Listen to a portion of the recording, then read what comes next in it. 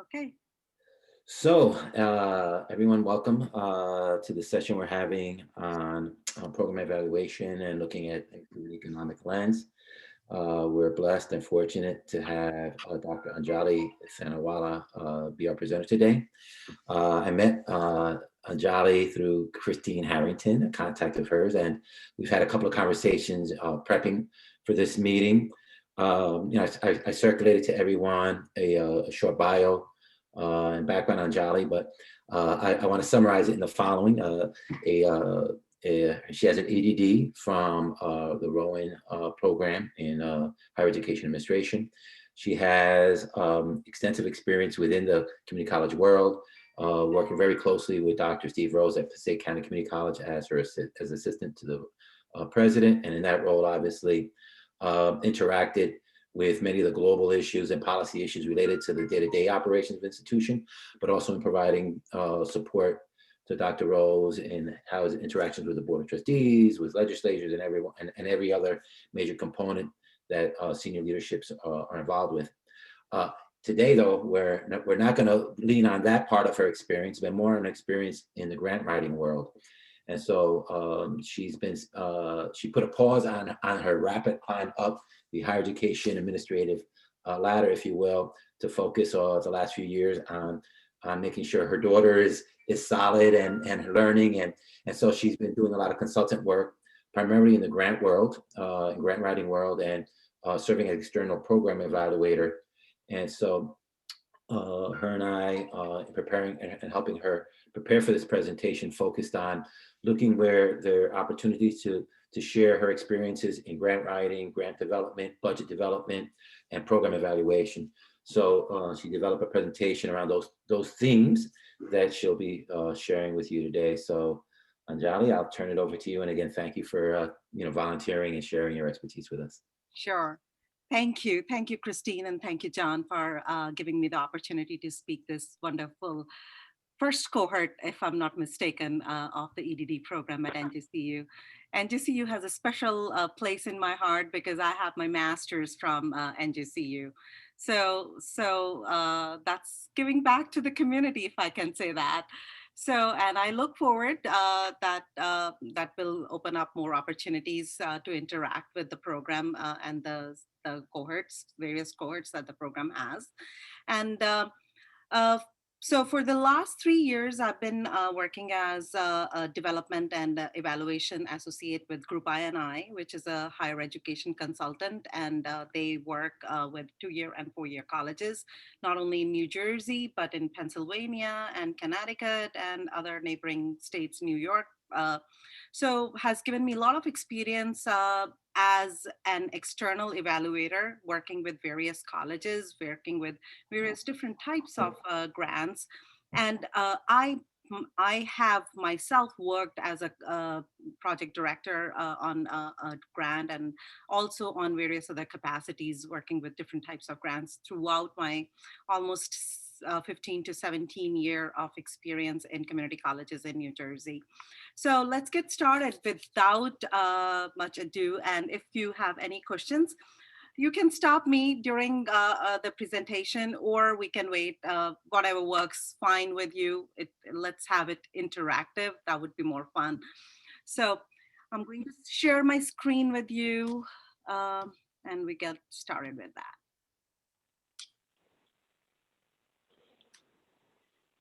Okay, I have put together this presentation in 3 parts. The first part is what's important for grant writing or any program that you are putting together to fix a problem, fix an issue, anything that you have at your institution. And then budget, which is very important in that program, how you bring all the activities, any resources, anything that you need to fix a problem. And how do you evaluate that if your program is working efficiently, what you intended that program to do for you? Is it working? What is not working? What changes you need? How do we do that? How, as an evaluator, I do it, or I work with. So a little difference between you as program evaluator in your dissertation program is that you are working by yourself on a program evaluation. I usually work with a team because it's usually multi-year evaluations that we do on a program. So we have different people taking different roles in the evaluation process. So let's get started. So let's see. Okay. Okay. Hmm. Okay. Yeah, it was just taking a minute to for this. So everyone able to see the slides? Do we see the title slide? Is that what you want us to see? No, I am actually moving the next slide. Do you see the uh, No. no? Okay, let me do it differently then. Hold on.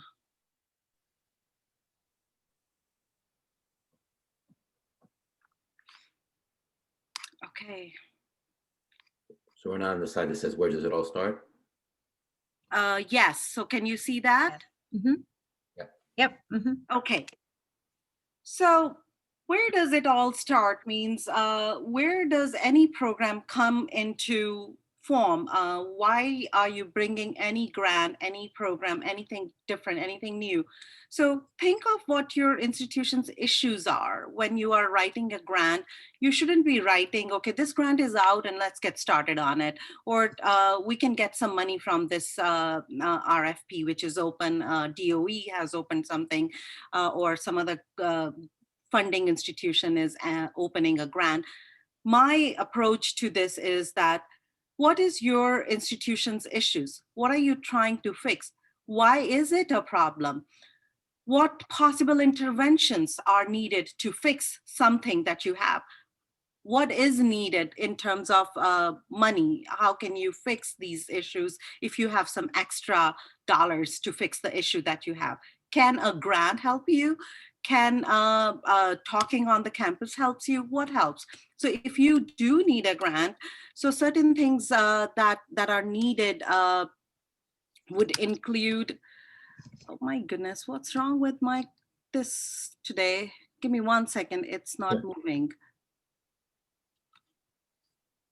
So so you can see the parallels, guys, to Yes. the program evaluation model for our dissertations, and some of those questions really, some problem of practice. While we're looking at institutional level motivators, you guys as emerging community college leaders are identifying problems in the field, and then really those steps that she kind of outlined there in that slide are ones that you've been processing, I think, in large measure in chapter 1, where you identify the problems and then kind of introduce in the end kind of potential intervention. So.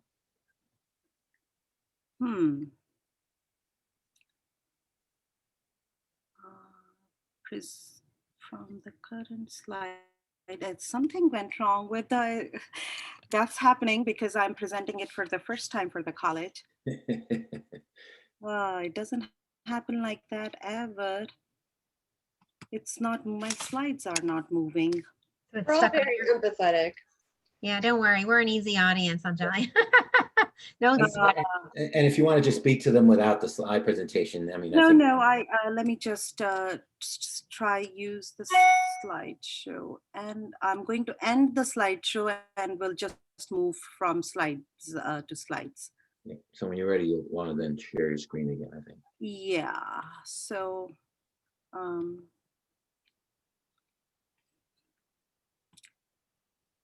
okay, so I hope this works. We see it. Okay, great. So do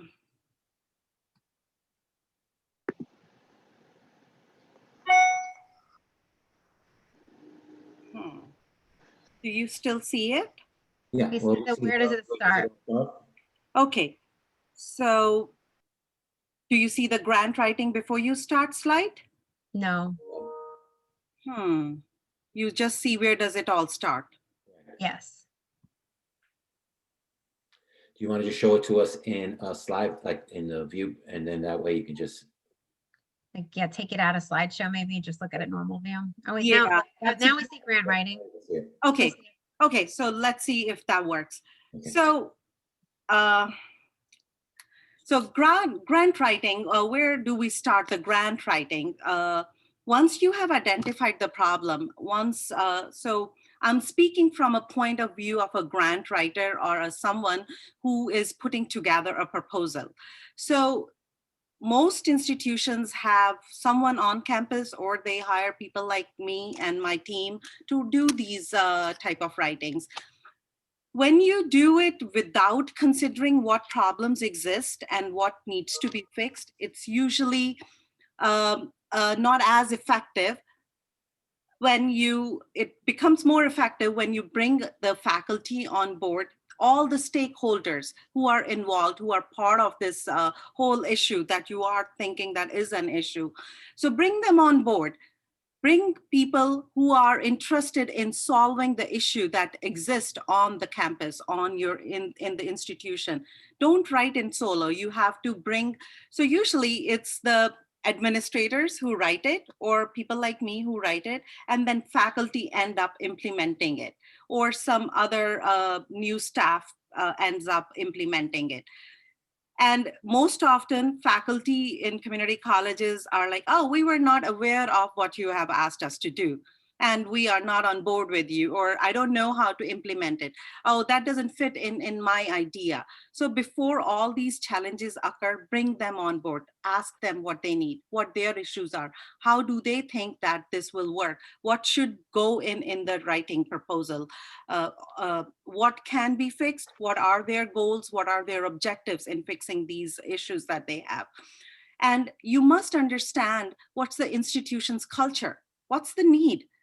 If you are bringing your idea and it doesn't work with the institution's culture, that also becomes an issue in successful implementation of the programs and the grants. So understanding the institutional culture, that where does all this fit in the bigger picture?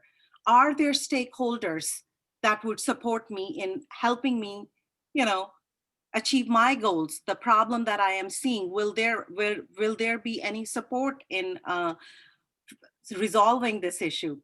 Get the buy-in before you even start writing. Get the faculty involved in your projects, get the deans involved in your projects. Think aloud, think loud, think what the problem is and how that can be resolved. So once you have that big picture, then comes the writing part, when you actually start writing. So we all know that there are certain guidelines which are always provided by a particular funding institution. So the guidelines. So these guidelines are very important.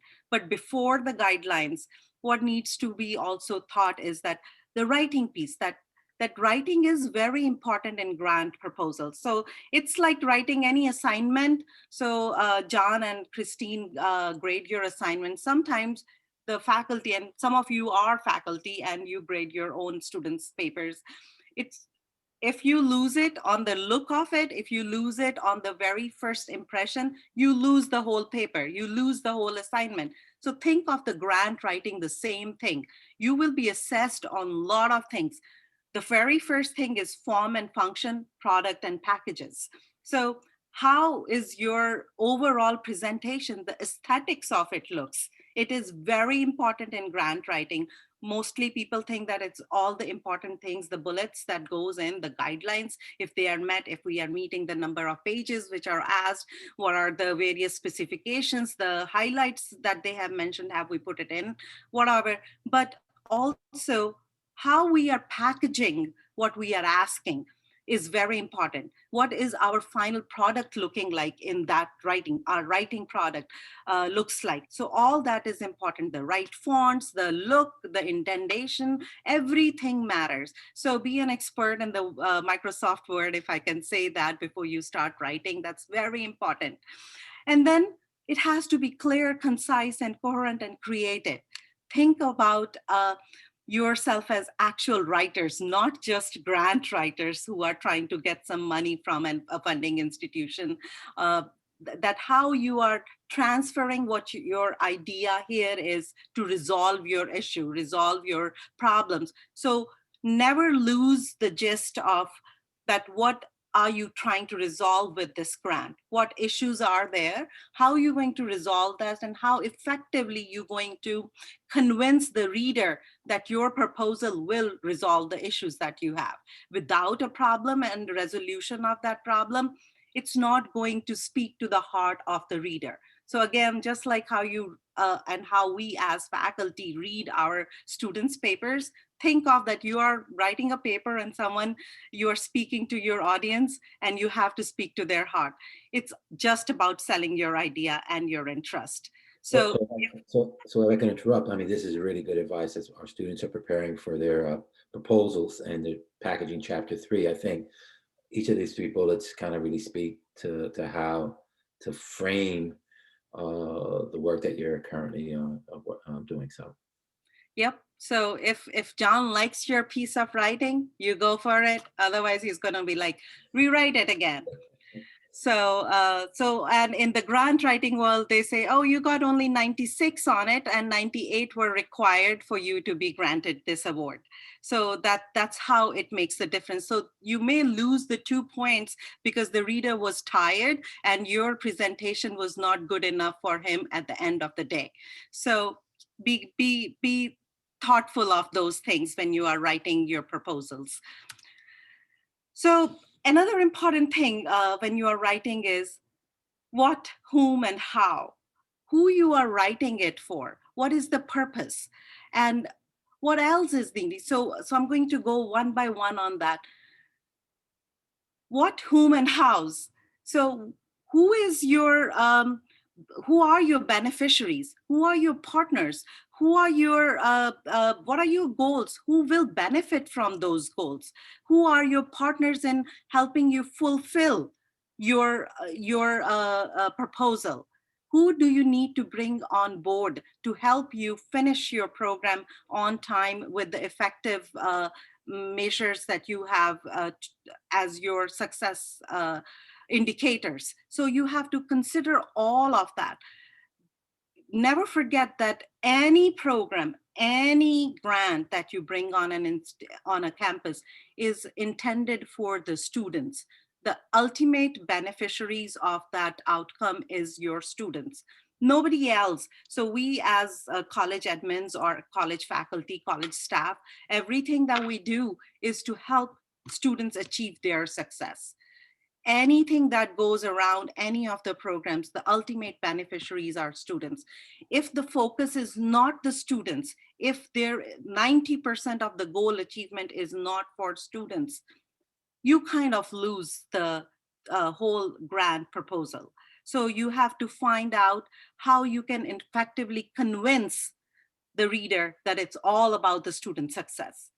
Any type of grant kind of ends in there. That's the super mantra, I would say, that all grant writers or proposal writers should have in their mind.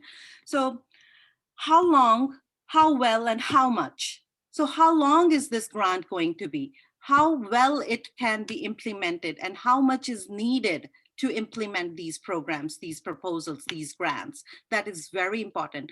How long it would take for you to make any change on the campus with the problem that you have in mind? Will that be resolved in a year, or it takes 5 years, or it is only a 3-year issue? How long that program needs to be on campus? So all that needs to be thought and should be clearly proposed in your writing. So once you have all that, then comes the major part, the most important piece, the budget. Everything needs to be done within certain parameters of money, budgeting, funding. So before you start thinking of how much you need or what do you need, you have to think of the project, that what is the project, what your problems are, how you're going to resolve it, what is needed to resolve that. Think past the funding. So it's not that, so most grants, most people, most administrators, most leaders think, okay, this is my current problem. I need this much and I will have this grant. This grant is open for 5 years. I can have these activities on my institution or in my institution for 5 years, and we'll think after that. No, you should think before that when you start writing that once you have these changes, once students get used to of certain activities, certain programs on a campus, for example, if you're bringing an extra tutoring center on campus. So I have worked with a lot of STEM grants. I work as an evaluator on a few STEM grants. So STEM students get so used to of that dedicated STEM tutoring area that some of these grants have proposed. And the question becomes, once these grants are over, where is this tutoring going to be housed? How are these extra tutors, which are now very useful for the students, are going to be paid? How will we take away these extra 10, 15 tutors from the students, which have made so much change? So all of that needs to be thought before you budget. That how are you going to institutionalize certain changes that will happen after the budget is over? So all that needs to be thought of. Read the guidelines, think about how it fits in your institution's budget. If the institution needs $1 million for providing tutoring to the students, how will 100,000 coming from this grant fits in that 1 million for tutoring for the institution? So all these needs to be thought. And once the 5 year of 100,000 will be over, how will that 100,000 come from, which for 5 years this grant will help? So think about those things, how you're going to fit in your budget within the institutional budget. Because I was working with another college from one of our neighboring states. And I found out that their whole strategy of running these institutions is acquiring grants and strategizing grants over the years to run these institutions. About half of their budgets for running these institutions. So since you are taking a finance class right now, finance of community colleges, it's very important to know that what are the important aspects of those uh, budgets for these. So on an average, it's about 35 to $40 million budget for a community college, which is a decent size, about 8 to 9,000 students. And so that kind size of a college has about 35 to $40 million budget per year. So where are these grants fitting in that budget? How long will that be effective? And how will you replicate that budget once these grants are over? So it's strategy. So how, once this grant is over, what I'm going to do to replace that money if the tuition is not paying, if other appropriations are not paying for it. So all that needs to be thought of. So if I can add for a second, so the exercise that, within chapter 3 of your proposals, you begin identifying and at least projecting what a budget might be to implement either the program or part of the evaluation of what you're doing. And part of that is then to see if an institution, someone else looks at your program, can you replicate it and at what cost? So it really does tie close to the argument about institutionalizing programs. And so whether it's, I think about Will Chris Ganth and her program on working with Latinx families and for the onboarding and orientation, or Derek, your work in STEM, trying to increase underrepresented minorities and intervention of going out and doing kind of role modeling programs. Those all have costs. And so once you guys finish your studies, and someone comes and looks at it, they're going to say, okay, well, how much did it cost? And can we then, is it a plug and play? Can we lift it? And is it scalable in terms of dollars? So again, the relationship between grant writing, grant preparation, it's I think a real direct link to the program evaluation model that we're following in our program. So anyway, just wanted to share that. So there can be a lot of ways. Once you find that an activity is effective and you need to institutionalize, then you should be thinking, how will we be able to institutionalize it without causing extra burden on the institution in terms of their budgeting? So all those. So while creating a budget, remember these things, that even a grant is not entirely free. There is always a cost attached to it. Your institution has to be a part of that grant. They have to. So one of the things that I have learned is that it's not granted. Grant is not granted. You earn it. So how are you going to earn it? That's important to know.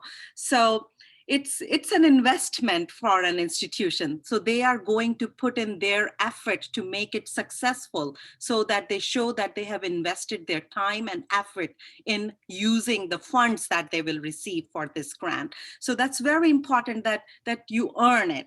So, and then when you are, other important aspects of grant writing and the budget especially is, usually people who put together budgets, it's from my experience that I have seen that, oh, this is $1 million that I can get for a year. Let me just go for the million. That's, and then they start itemizing things, how they can make that $1 million figure for their grant proposal, which is not a great idea in my understanding.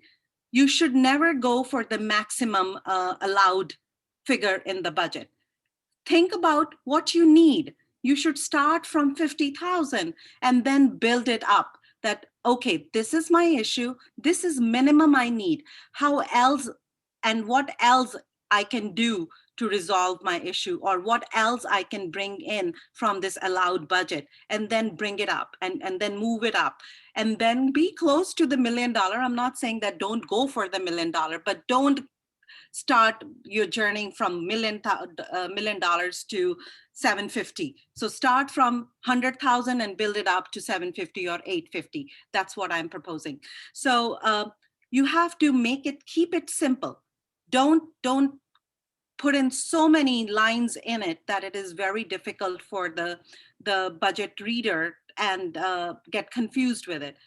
Make it add up, make it round. So that is one thing that I have learned, that if you have $850,031.75, oh, you lost the reader right there.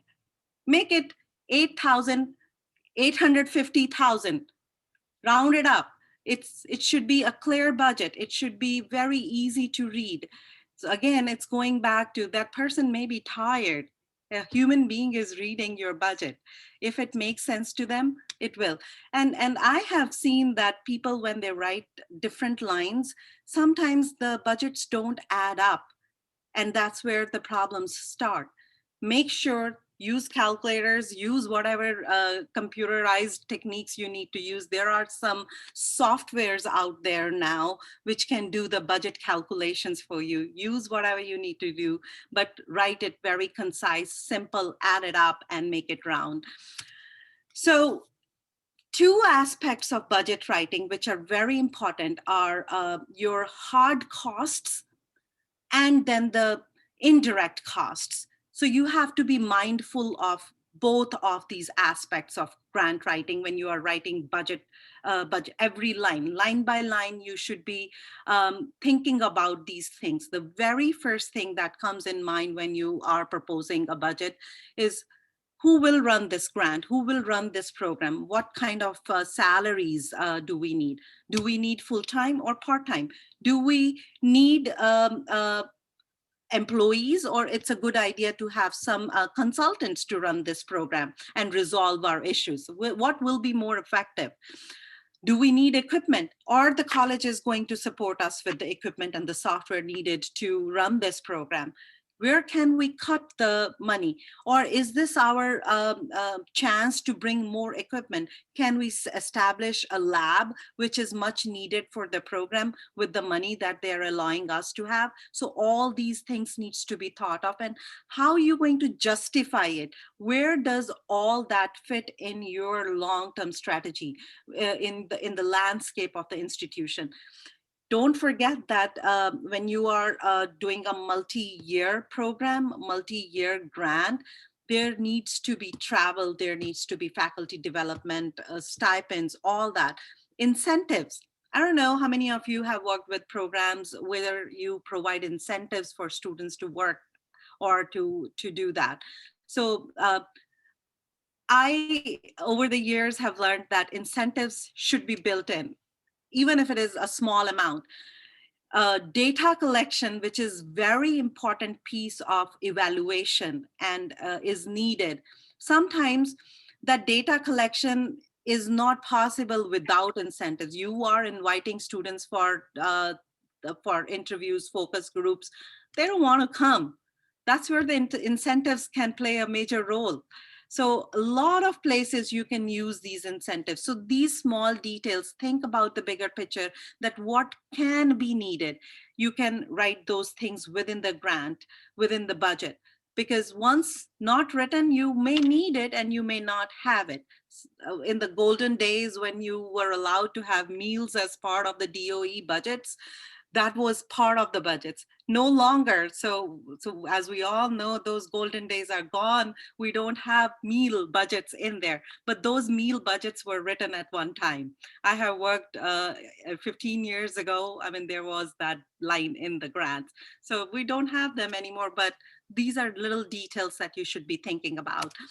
Indirect costs. So if you are in a facility where you have the entire facility by yourself, now you're thinking about, you are paying for the electricity, water, all these liabilities, the security, how much is needed for the negotiated versus the non-negotiated overhead rates. One thing I forgot to mention about, which was very important about the personnel and the salaries that we budget, is the yearly increment for any of the employees. Is there any negotiated uh, union rates that you may add in your every year's increment? So all those things needs to be added in your 5-year budget. So a lot of details. Is there a cost of living expense that you may have to add? Is there any fringe benefits? So a good idea would be that your college contributes to some of these things as a support, which is needed, which any grantor or funding agency would try to assess, that how much institutionalized interests are there in terms of these little details. So think about all those things when you are budgeting. Fringe benefits, your union negotiated annual increases, your consultants, if you need to develop any program aspects during the 5-year, 10-year implementation or 3-year implementation of a activity on campus. So think about all those things and don't forget to build it in your budget. If you think that you are putting together a mentoring program for the student success, do you need a mentoring expert? Do you need a support from someone who can help you put this extensive mentoring program that college can then enjoy for the years to come? Do you need any money, any incentives for mentors, mentees, whatever? So think about every fine detail of every activity that you will have in the project, and where do you need money to make that happen? So all these things are important.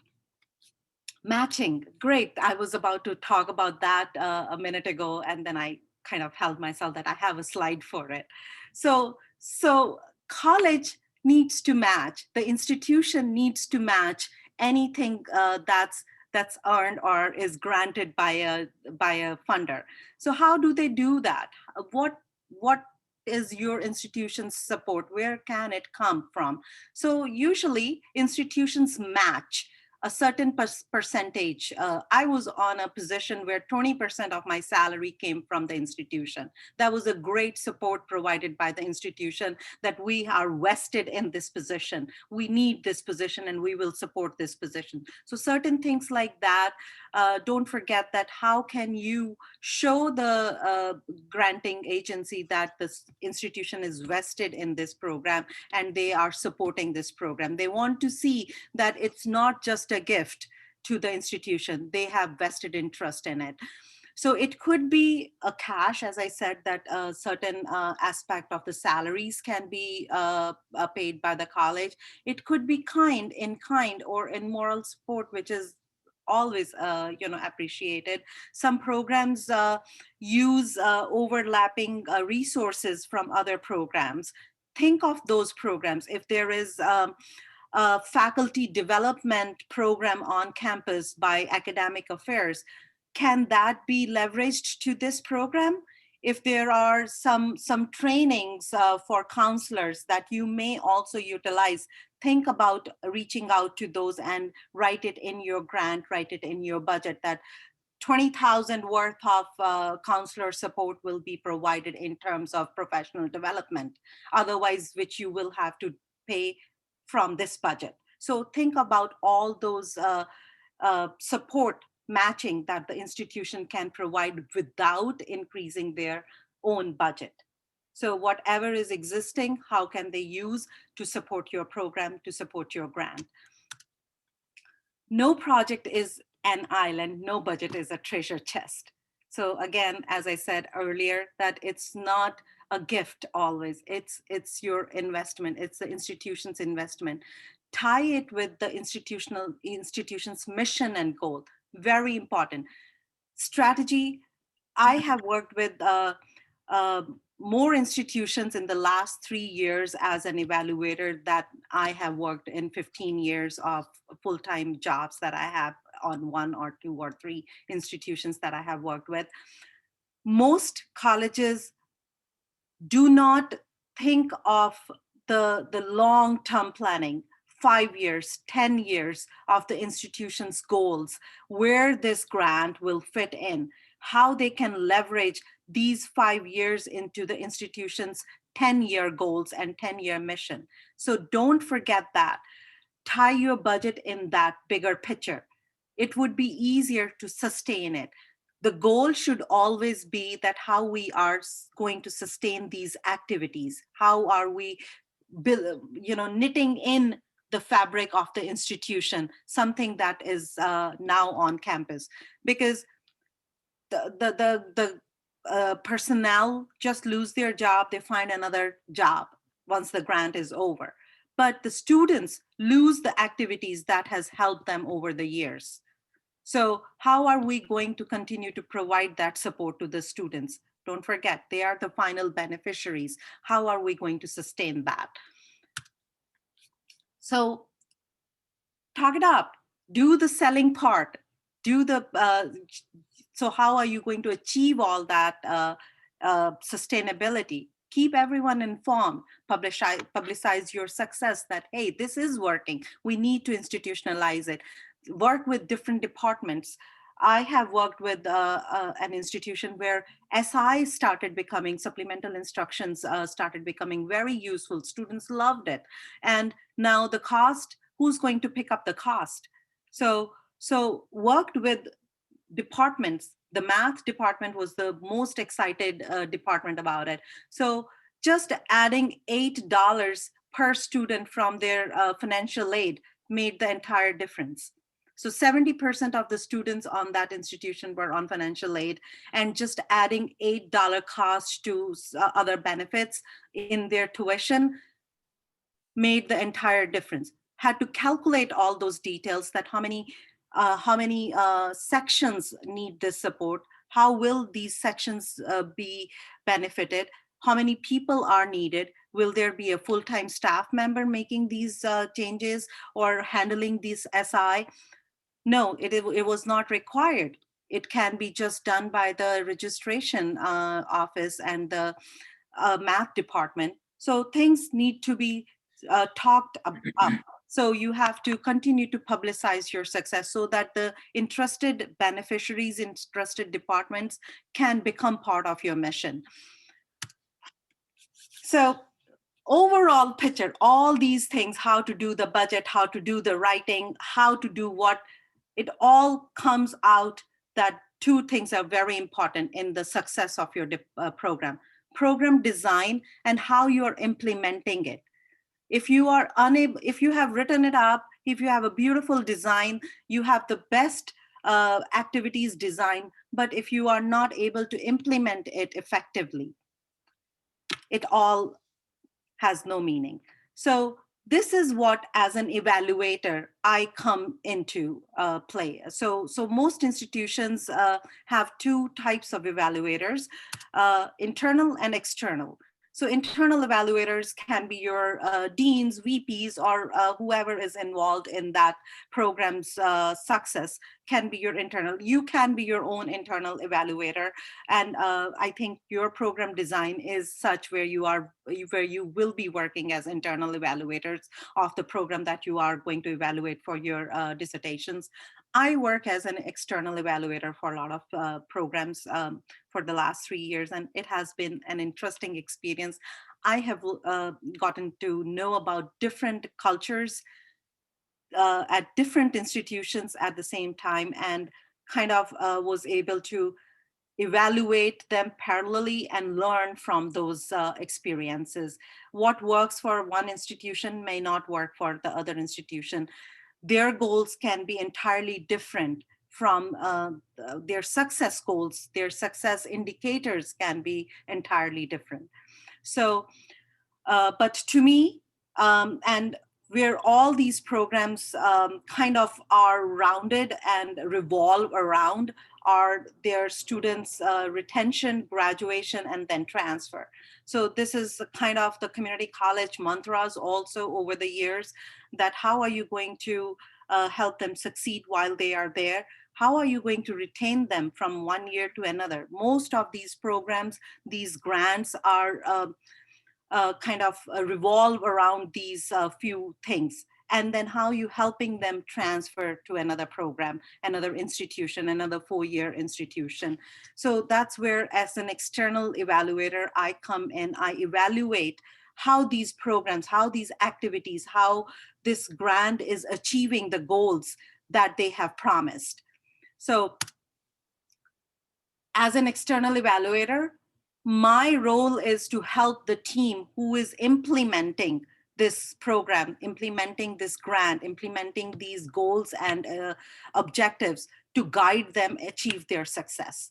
So when you are working every day on a project, you are just making things happen. So sometimes the team who is on the ground making or implementing this grant is unable to see the bigger picture. They are just seeing their own pockets, their own departments. So as an external evaluator, we evaluate them, that what was written, is that what they are delivering?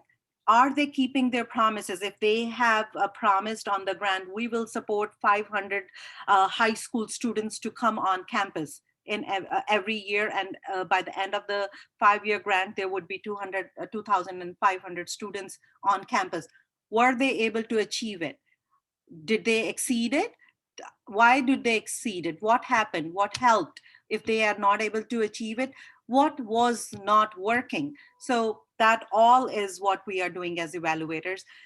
And maximizing the resource utilization. If you have a $4.2 million, make sure that you are using the $4.2 million for the success of your students, to implement the grant effectively.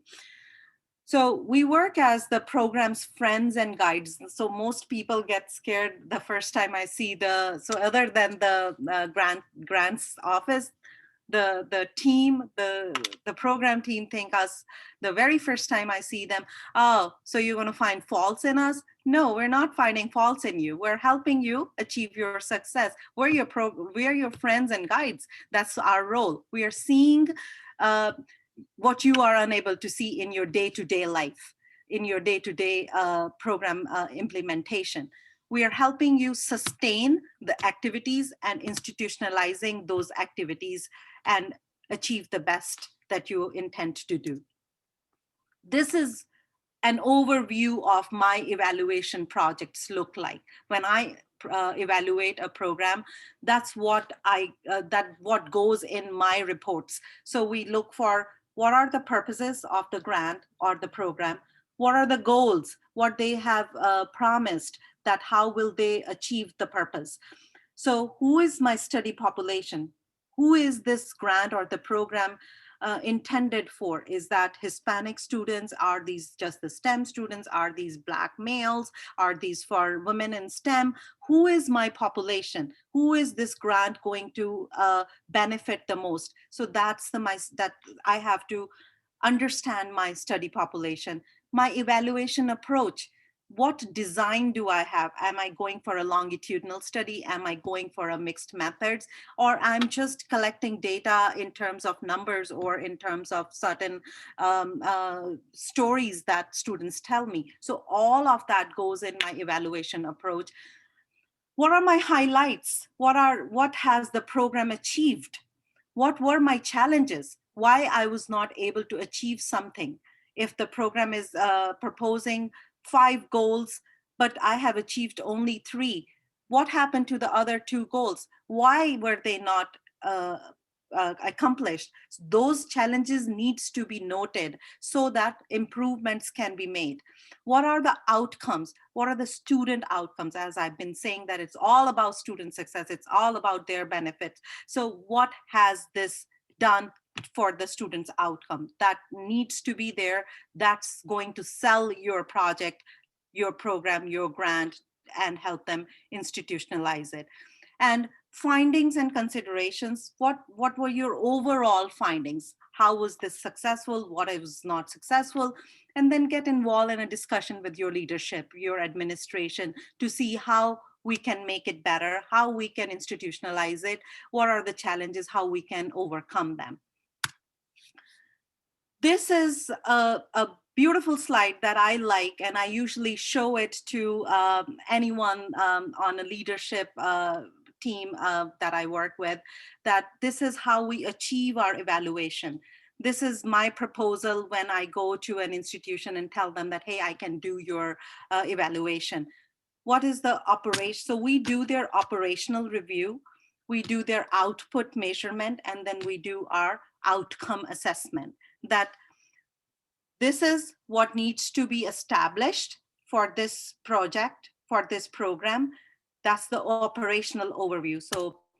So we look into the implementation strategies that were adopted for the implementation plan. Do we have the timeline that we need to finish certain aspects of the project?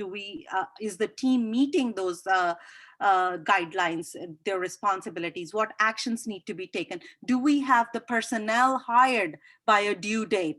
So most grants lose their first year just hiring the people that are needed to implement it for 5 years. Has that been done in the first year? Was it proposed that they will hire everyone required in the first 3 months or first 6 months? Were they able to do it? Not able to do it? Do you have a structure for collecting data that all needs to be done in the first few months or few weeks of the grant, depending on how long your program is? If it is a 5-year program, hey, you can take 6 months to implement these things. But if it is only for a year, you should be getting this thing done in the first few weeks. What is your structure for collecting some certain data? All that needs to be done. And that is our operational overview, operational review of the grant or the program establishment. That's the first thing we do. And the very first year, we just help the program personnel to get themselves situated at the institution. Next is output measurement. So each of the stated projected output has been tracked and has been achieved for the anticipated period as stated. So we have to evaluate that whether they were able to achieve what they wanted to as their output. And then sometimes it doesn't work. Sometimes what the institution was thinking before they start to resolve a problem, they put it in their proposal, they put it in their grant writing, and they get funded.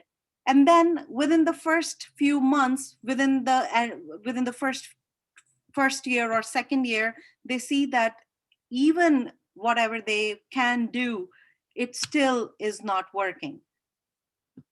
It's okay. It may not fit in your institution's design. It may not work for the population that you are intending it to work for. It's okay to ask the big question that, is my original design achievable? Am I able to do what I wanted to do? What needs to be changed? How can I change that?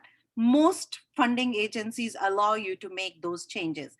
Your project should have that flexibility where you can go look back and see what is working, what is not working, how can I fix it, because you have this time to make a change. To make that change, what needs to be done is your intention, which should be your goal. So evaluation, output measurements play that role for us. We look into how has this been implemented, whether it is doing what is intended for this activity to do.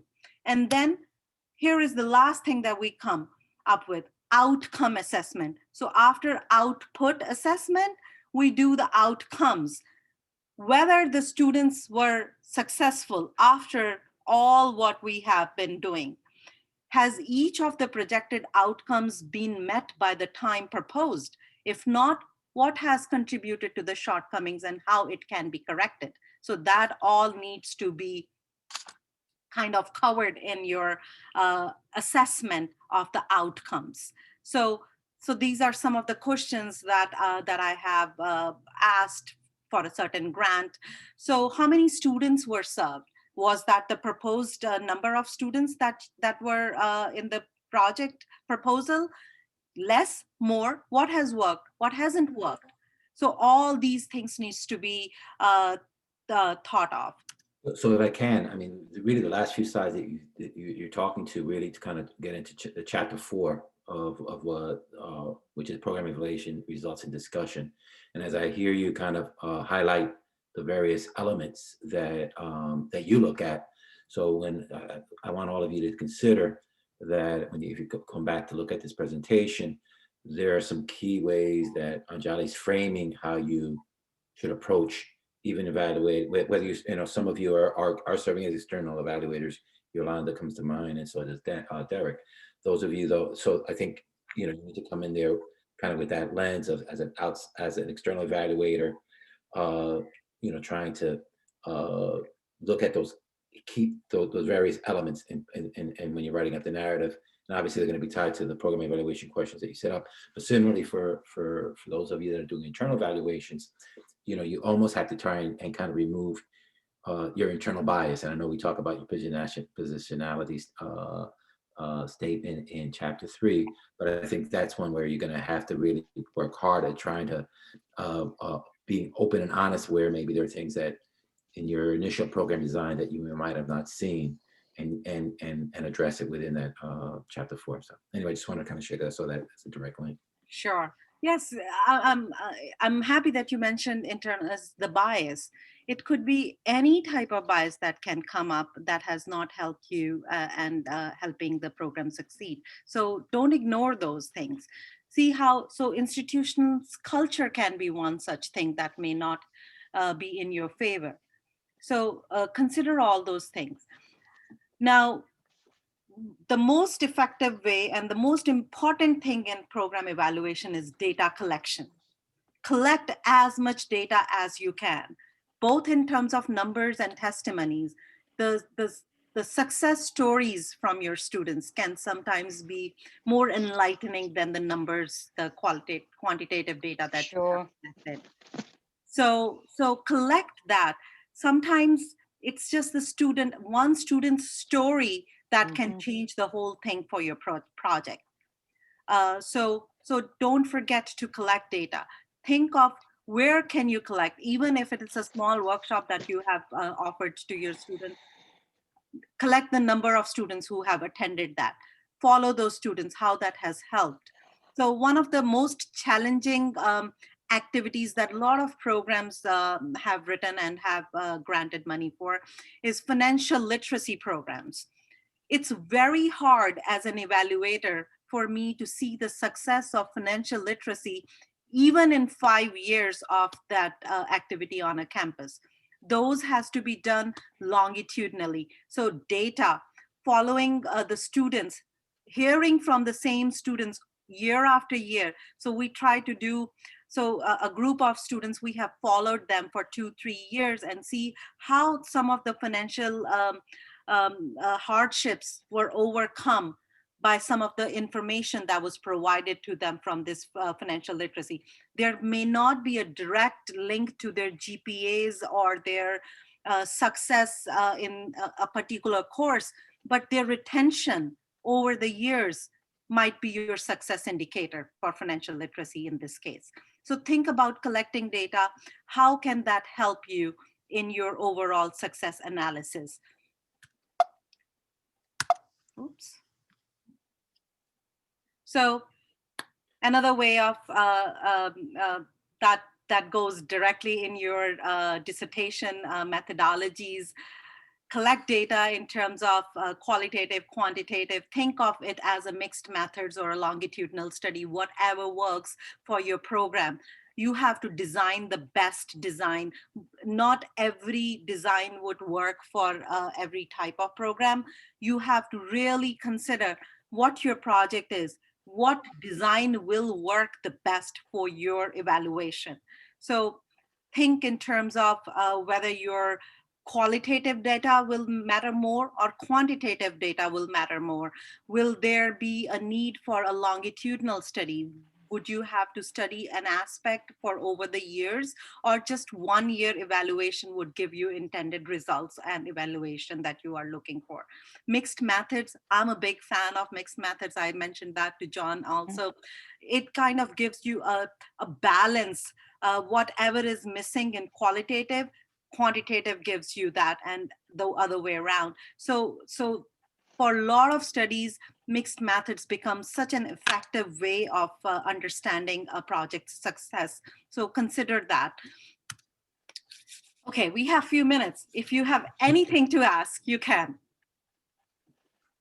That's all I had to tell you. Well, first of all, I want to thank you. I think you've done a great job at giving kind of an overview survey of the grant process, and also we're very and in doing so demonstrated kind of the parallels to the program evaluation model that we're following in our dissertations. But I also want to kind of the reason I thought this presentation was particularly relevant is that since all of you are working and developing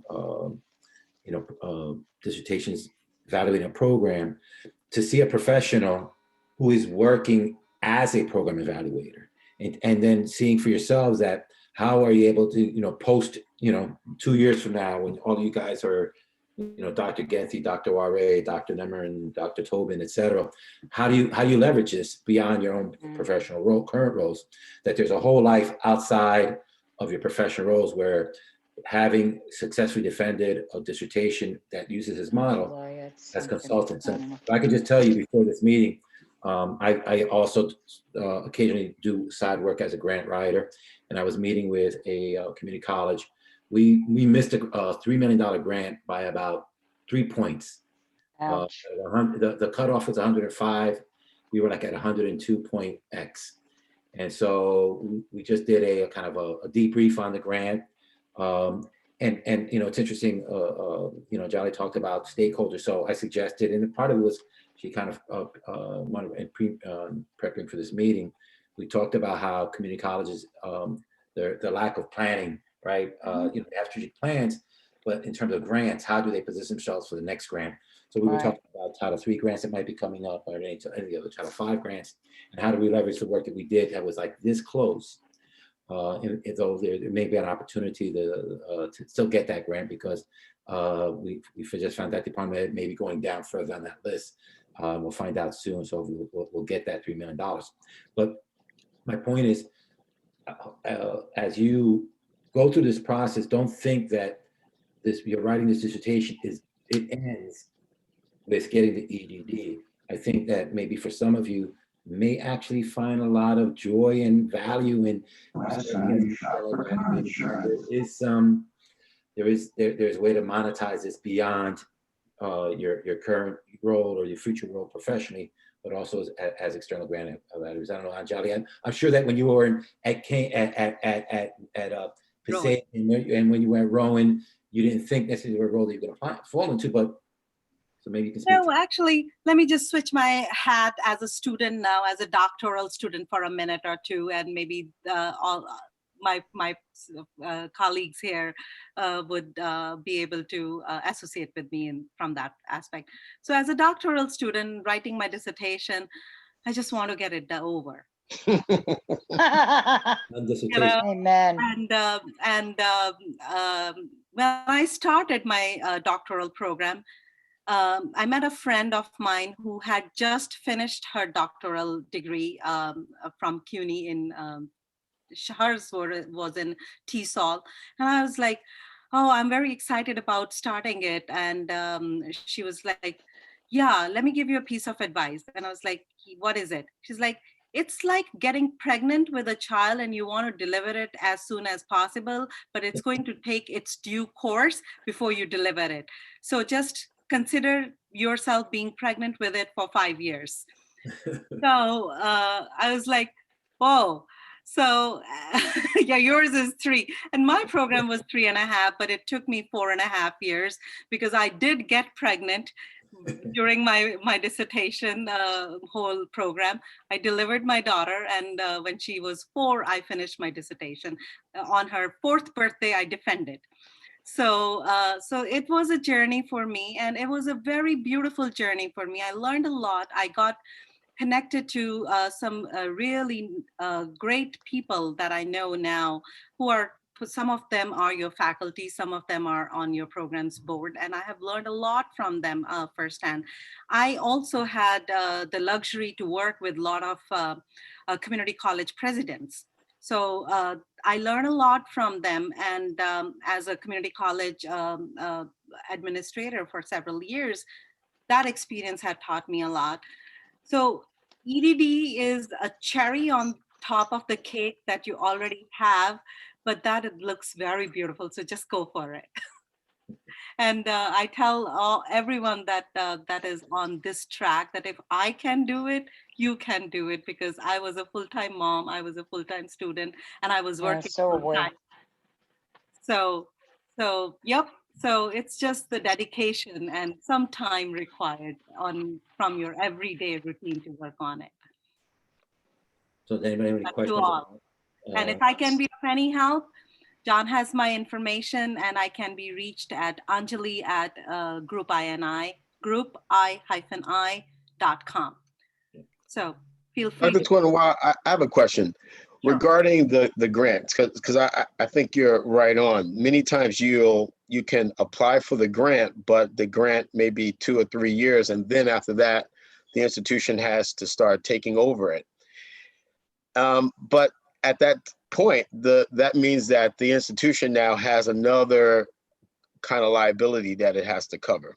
So unless it's, and I come from corporate, so I would do a grant or a proposal where we would do a test and then we see incremental revenue streams coming in. So that way we can kind of justify it. So in this case, if we're talking about student retention, which is great, the question really is, how does an institution like a community college that is really financially constrained actually be able to take on a project after the fact? Because I think in Essex County, we had, and I think Hamza's not on the call here, but he's working on Black males, and we had a program at Essex County College for, I want to say, I don't recall it being 3 years, I think it was 2, but just when it just started, it got canceled because there was no more funding as a result of the grant being evaporated. So if you could talk about how colleges would look at that in So, terms. so that's a good question. So that's where the evaluation, the entire evaluation comes in. So one of the reasons why colleges hire evaluators like me is to analyze and evaluate their cost effort analysis, how effectively the money spent is being utilized, if there is a value to it and not. So that's where the institutionalizing of an activity or of a role comes in. So right now, I'm evaluating a grant, and they have 3 counselors built in the grant. Mhm. And part of their dedication and part of their approach to institutionalize some of the activities was like from the second year onward, they would start paying a percentage of their counselor's salary. And then eventually, two will be absorbed by the institution out of the three. So it's usually an incremental way. Now with the COVID, with the so much fallout in the total student enrollment is going down at every institution.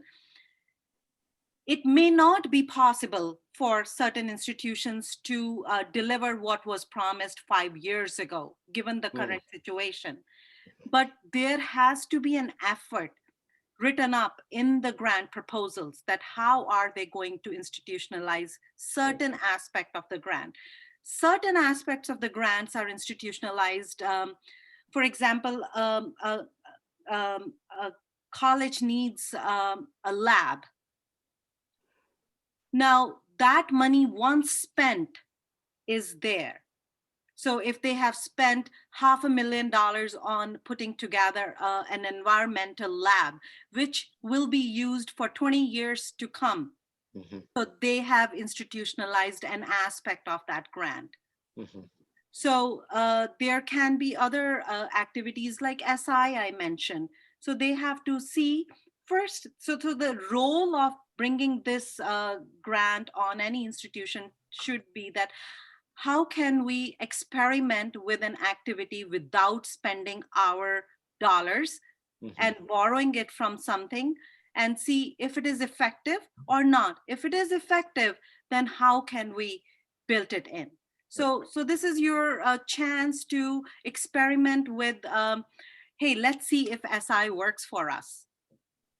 If it works for us, then we'll see how we can institutionalize it. Or so some of these sustainability discussions start in the 4th year of a 5-year grant.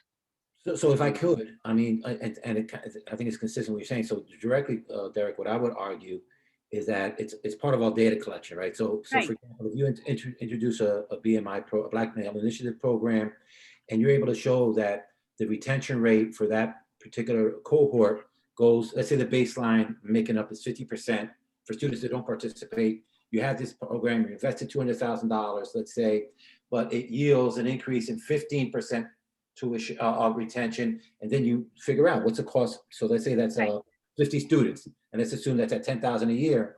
Well, that's $500,000 in extra revenue, $500,000 versus 200,000 expenditure. That's how you institute for itself. Okay. And so those are the things that you have to do. But I want to just only put Derek, you just remind me as you asked your question, Anjali, I wanted to introduce you to Derek. Derek is actually doing his program is focused on STEM and underrepresented minorities. I know that your background is on STEM. Her dissertation was in STEM. And I think with women. No, it was Hispanic. Hispanic student, Hispanic, everyone, male and female. You may want to shoot her a quick email and ask her for a copy of her dissertation. You can download it from internet. Just put in my name and do dual enrollment Hispanics. You will get the copy of the dissertation. So I thought there was a little bit of a connection there with you guys. Yes, sure. And if you have any questions, we can schedule. Oh, I have questions. Sure. We can give me an email and we can establish a mutual time. Will do. Sure. So I don't want to. I know we're way past time. Unless anyone has any other pressing questions, I want to thank you, Anjali, for really sharing your time with us. I appreciate the shout out to NJCU as a proud alum and that you're giving back to the university. But I know that you also have that 8-year-old probably somewhere in the house studying and saying, "Where's mom? I want her." She's a well-behaved 8-year-old. She knows mommy is working. We appreciate it, and thank you. We look for opportunities maybe in the future for you to share some of your expertise with the students. Sure, I look forward to speak to all of you at another occasion. So good luck with your dissertations, and if you have any questions, feel free to reach out to me. Thank you, John, for giving me the opportunity. Great. And so just real Thank quick, you. if anyone has any questions about the assignment that's coming up, I know that, you know, there's a narrative component to it. If you have any questions, just shoot me. If you have questions now, I'll be happy to entertain them. But I'll be on all weekend, so just shoot me a text if you run into a major issue, all right? All right. I'm going to log out and I will let you guys Take continue. care, Anjali. Bye-bye. Take care. Hey, John, I Okay. can start working on. Thank you. Today is my reading day, and